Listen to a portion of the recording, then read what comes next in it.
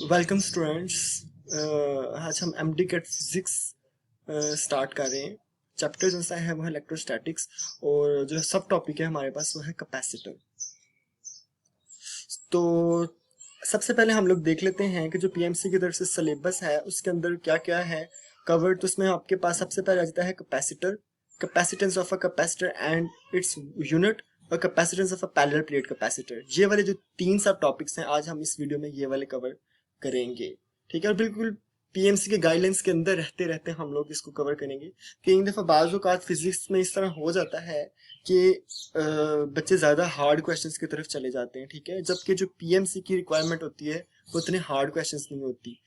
इसकी वजह ये इसका फिर रिजल्ट ये निकलता है कि बच्चों के कुछ टॉपिक्स छूट जाते हैं, कुछ ज़्यादा वो हार्ड लेवल पे प्रिपेयर करते हैं, तो बाकी के लिए उनके पास उतना टाइम नहीं रहता।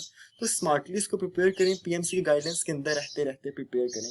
और मेरी आज की वीडियो भी में भी जो एमसीक्यूज कवर होंगे वो उन्हीं गाइडलाइंस के अंदर रहते रहते होंगे। ठीक है, आप इवन अगर पास्ट पेपर्स देखें, ठीक है, तो पिछले जो 2 साल से पीएमसी जो ले रही है उसमें कोई डिफिकल्टी लेवल बहुत ज़्यादा नहीं है।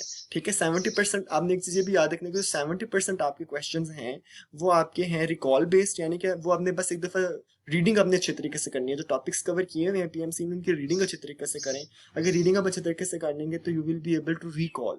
ठीक है, उसके बाद जो बाकी 30% है वो एप्लीकेशन बेस्ड है। वो भी अगर आपने फार्मूला वगैरह ठीक तरीके से अंडरस्टैंड किया हुआ है, ठीक है, और अच्छे तरीके से समझा हुआ है, तो आप उसके अप्लाई इजीली कर लेंगे। ठीक है, तो उसमें भी कोई डिफिकल्ट नहीं है।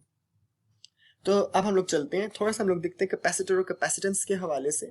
तो जो कैपेसिटर होता है सबसे पहले ये एक डिवाइस है जो कि चार्ज को स्टोर करती है। तो इसके लिए हम लोग देखते हैं कि आपके पास जो चार्ज वो स्टोर करती है, क्यू चार्ज वो जो स्टोर करती है वो किसके बराबर होता है, सी वी के। सी आपके पास कैपेसिटेंस ऑफ द कैपेसिटर और जो वी है वो पोटेंशियल डिफरेंस जो आपने अप्लाई किया हुआ है इसके क्रॉस।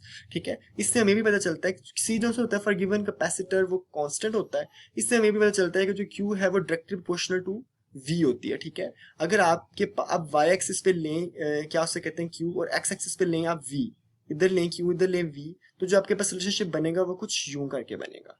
ठीक है, तो ये आपके पास q, ये आपके पास v, और ये आपके पास क्या उसे कहते हैं qv का जो ग्राफ है। ठीक है, अब जो इस ग्राफ की स्लोप होगी वो क्या उसे कहते हैं, कैपेसिटेंस होगी c is equal to Q by V होता है। वैसे भी इधर से भी आप देखें c is equal to Q by V, और ये क्यू बाई वी जो इस ग्राफ की delta Q by delta V slope है इस ग्राफ की, और वो क्या है, कैपेसिटेंस सी।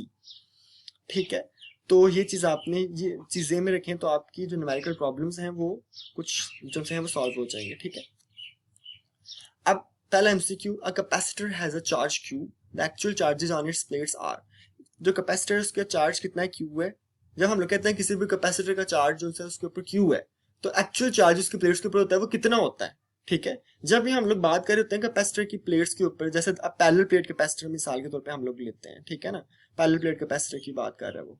ठीक है, तो जो पैरेलल प्लेट कैपेसिटर है हमारे पास, उसमें हम जब कहते हैं चार्ज क्यू है तो ए के ऊपर चार्ज हो जाता है प्लस क्यू, ए के ऊपर चार्ज होता है माइनस क्यू। ठीक है, एक प्लेट पॉजिटिव होती है एक प्लेट नेगेटिव होती है। ठीक है, तो जो यानी कि दोनों प्लेटों के ऊपर, ए के ऊपर प्लस क्यू चार्ज है, के ऊपर माइनस क्यू चार्ज है। ठीक है, ये आपके पास इसका जवाब क्या है, ए प्लस क्यू और माइनस क्यू।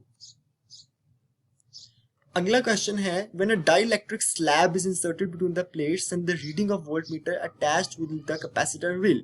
ठीक है, जब आप डाइलेक्ट्रिक को इंसर्ट करते हैं कैपेसिटर के अंदर, ये भी आपका रिकॉल बेस्ड क्वेश्चन है, बुक के ऊपर ये डिस्कस हुआ है। ठीक है, इसकी रीजन भी डिस्कस हुई हुई है। तो जब भी आप डाइलेक्ट्रिक स्लैब को पैरेलल प्लेट कैपेसिटर के अंदर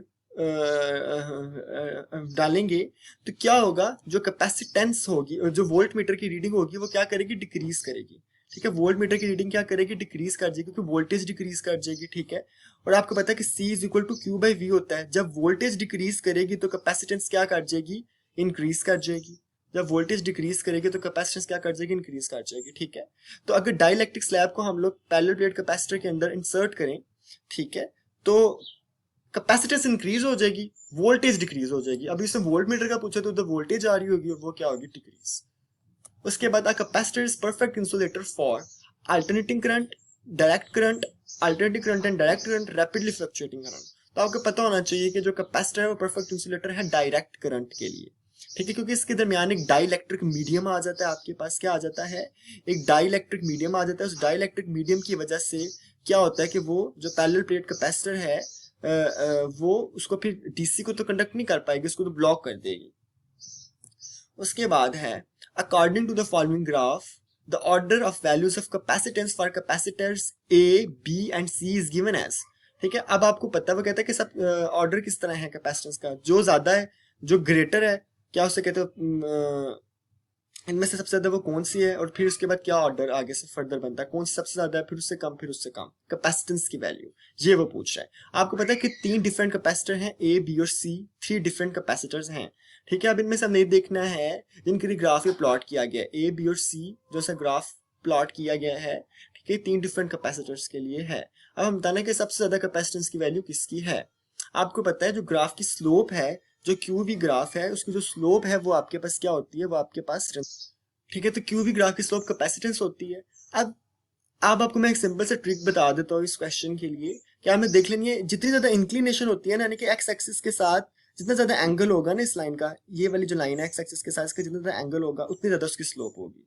ठीक है, ये वाला एंगल जितना ज्यादा होगा उतनी ज्यादा स्लोप होगी। तो आप देख रहे हैं कि सबसे ज्यादा जो एंगल है वो किसका, सी का, फिर बी का और फिर ए का। तो कैपेसिटेंस सबसे ज्यादा है सी की, फिर बी की और फिर ए की। ठीक है ना, तो जब भी इस तरह का क्वेश्चन आ जाए, ठीक है, और आपने क्या करना है, इंक्लिनेशन चेक कर लेनी है। ठीक है, तो सबसे ज्यादा जो इंक्लिनेशन है वो सी की है, फिर बी की है और फिर ए की है। जितनी ज्यादा इंक्लिनेशन उतनी ज्यादा स्लोप, तो उतनी ज्यादा कैपेसिटेंस, क्योंकि स्लोप ही इस ग्राफ की कैपेसिटेंस है। तो आपका जो आंसर है वो क्या आ जाएगा, वो आपके पास बी आंसर है, C greater than B greater than A. अब पैरेलल प्लेट कैपेसिटर के ऊपर थोड़ा आते हैं। अब इसका जरा फार्मूला देख लें पैरेलल प्लेट कैपेसिटेंस का। क्या है पैरेलल प्लेट कैपेसिटेंस का फार्मूला, अगर तो दरमियान में कोई मीडियम नहीं है, वैक्यूम है या एयर है, तो आपके पास सी वैक्यूम किसके बराबर आ जाएगा, A epsilon not over D. अब डी आपके पास क्या है, जो इन ये फर्ज करने पैरेलल प्लेट कैपेसिटर है, इस फर्ज करने पॉजिटिव चार्ज है इसके ऊपर नेगेटिव है, इसकी जरूरत नहीं है। तो ये जो दोनों के दरमियान जो डिस्टेंस है ये क्या है, डी। इन दोनों के दरमियान जो डिस्टेंस है पैरेलल प्लेट्स के दरमियान क्या है, डी। उसके बाद दोनों प्लेट्स का जो एरिया है, ईच प्लेट का जो एरिया है वो आपके पास क्या है, ए भी क्लियर हो गया, डी भी क्लियर हो गया। एप्सिलॉन आपको पता है परमिटिविटी ऑफ फ्री स्पेस है हमारे पास। ठीक है, अब अगर इसमें मैं एक डाइलेक्ट्रिक मीडियम ला के रख देता हूँ, अभी कुछ भी नहीं नजर आ रहा, फॉर एग्जाम्पल मैं यहाँ पे कोई डाइलेक्ट्रिक मीडियम रख देता हूँ, फॉर एग्जाम्पल माइका प्लेट में ला के रख देता हूँ कोई, ठीक है ना, उसकी फाइल रख देता हूँ। तो अब जो आपके पास मीडियम, अब कोई मीडियम आपने रख दिया है, तो अब जो आपके पास फार्मूला होगा उसमें सिर्फ इतनी सी चेंज करनी है, ए एप्सिलॉन नॉट, इधर आपने एप्सिलॉन नॉट और लगा देना है, डिवाइडेड बाई वही डी। ठीक है, इतना सा फर्क पड़ा है। अब जो ई आर है ये आपके पास डाइलेक्ट्रिक कोफिशिएंट है या डाइलेक्ट्रिक कांस्टेंट है। ई आर को हम लोग क्या कहते हैं, डाइलेक्ट्रिक कोफिशिएंट या डाइलेक्ट्रिक कांस्टेंट। अब ये देखें सी मीडियम आपके पास किसके बराबर आ जाएगा, अब आप देखें A epsilon not over D, जो ये चीज है A epsilon not over D, ये तो बराबर है सी वैक्यूम के। किसके बराबर है, सी वैक्यूम के। तो इधर आप लगा लें सी वैक्यूम, ठीक है, साथ में आप इधर लिख लें ई आर। ठीक है, तो अब आप इधर से देखेंगे तो आपको पता चलेगा कि जो आपके पास ई आर है that is equal to C medium over C vacuum. ठीक है, ये चीज आपने ध्यान में रखना है कि जो कैपेसिटेंस है पैरेलल प्लेट कैपेसिटर की वो 3 फैक्टर्स पे डिपेंड कर रही है। वो कौन से 3 फैक्टर्स हैं, नंबर 1 आपके पास आ जाता है एरिया, नंबर 2 आपके पास जो डिस्टेंस बिटवीन द प्लेट्स है, डिस्टेंस बिटवीन प्लेट्स। ठीक है, उसके बाद आपके पास जो तीसरा आ जाता है डाइलेक्ट्रिक मीडियम। ठीक है, तो ये 3 चीजें हैं जिस पे कैपेसिटेंस डिपेंड करती है। इन्हीं के आगे पीछे घुमा के आपका एमसीक्यू आएंगे। अभी हम लोग कुछ एग्जांपल्स देखते हैं। पहला है जो MCQ, a capacitor has a capacitance of 2 picofarad in the presence of vacuum, यानी कि ये आपके पास सी वैक्यूम आ गया ना, in the presence of vacuum जो कैपेसिटेंस है। Find the capacitance of the capacitor when the dielectric constant, dielectric constant यानी ER आपके पास आ गया 3, is placed between the plates. अब हमने कैपेसिटेंस फाइंड करनी है तब जब आपने एक डाइलेक्ट्रिक रखा है जिसका डाइलेक्ट्रिक कांस्टेंट 3 है, वो अब आपने फाइंड आउट करनी है, यानी कि सी मीडियम आपने फाइंड आउट करनी है। आपको फार्मूला आपके पास क्या था, E R is equal to, क्या फार्मूला था आपके पास, E R is equal to C medium over C vacuum. ठीक है, सी वैक्यूम आपके पास कितना है, 2 पिकोफैराड्स। ठीक है, और ई आर आपके पास कितना है, 3। इन दोनों का मल्टीप्लाई करेंगे तो आपके पास सी मीडियम आ जाएगा 6 पिकोफैराड। तो your answer is C, 6 picofarad. अगला है the distance between the 2 plates of a parallel plate capacitor having capacitance C1 is 1 centimetre. ठीक है, डिस्टेंस है फर्स्ट जो C1 है आपके पास, ए आपको गिवन नहीं है, इसको वैसे रहने दे, एप्सिलॉन नॉट को भी वैसे रहने दे, इधर आप क्या लगा लें, 1 लगा लें, ठीक है, 1 सेंटीमीटर है, ठीक है। तो ये बेसिकली C1 बन जाएगा A एप्सिलॉन नॉट, ठीक है। अब C2 को देखें, if somehow the distance between the plates become 0.5 centimetre, वो कहता है कि अगर जो डिस्टेंस है पहले प्लेट के दो प्लेट्स के दरमियान डिस्टेंस है 1 सेंटीमीटर, अब जो डिस्टेंस है वो कितना हो गया 0.5 सेंटीमीटर। जाहिर सी बात है डिस्टेंस चेंज होगा तो कैपेसिटेंस चेंज होगा, ठीक है। अगर जो कैपेसिटेंस है वो किस डिस्टेंस का किस तरह लिंक है, इस तरह, ठीक है ना, इस तरह लिंक है, इनवर्सली प्रोपोर्शनल टू डिस्टेंस है, ठीक है। तो जाहिर सी बात है कैपेसिटेंस भी चेंज हो जाएगी। अब वो कितना कह रहा है कि 0.5 हो गया है, तो इधर आप लगा दें ए एप्सिलॉन, इधर आप लगा दें 0.5, ठीक है ना। तो ये आपके पास 0.5 का मतलब होता है 1/2, ठीक है। तो 2 जब इधर आप 1/2 लगाएंगे ए एप्सिलॉन नॉट, तो ये 2 ऊपर चला जाएगा फिर, तो ये आपके पास आ गया 2 ए एप्सिलॉन नॉट। अब ए एप्सिलॉन नॉट आप देखें किसके बराबर है, C1 के बराबर है, किसके बराबर है, C1 के बराबर है। तो इधर आपने क्या लगा दिया, इधर आपने लगा दिया 2C1, ठीक है। और ये 2C1 किसके बराबर है, C2 के बराबर है, किसके बराबर है, C2 के, ठीक है। तो इन सब करने के बाद आपको पता चला कि जो आपके पास C2 है वो किसके बराबर है, C2 बराबर है C1 के, सॉरी 2C1 के। आपको से पूछो क्या C1/C2, अगर C1/C2 आप यहां से निकाल लें, C1 इधर C2 उधर चला जाए, तो ये किसके बराबर हो जाएगा 1/2 के। C1/C2 किसके बराबर हो जाएगा 1/2 के। तो आपका आंसर बी क्या आ जाएगा 1/2। अगला एमसीक्यू देखें, a parallel plate capacitor has capacitance C, एक पैरेलल प्लेट कैपेसिटर है जिसकी कैपेसिटेंस क्या है C।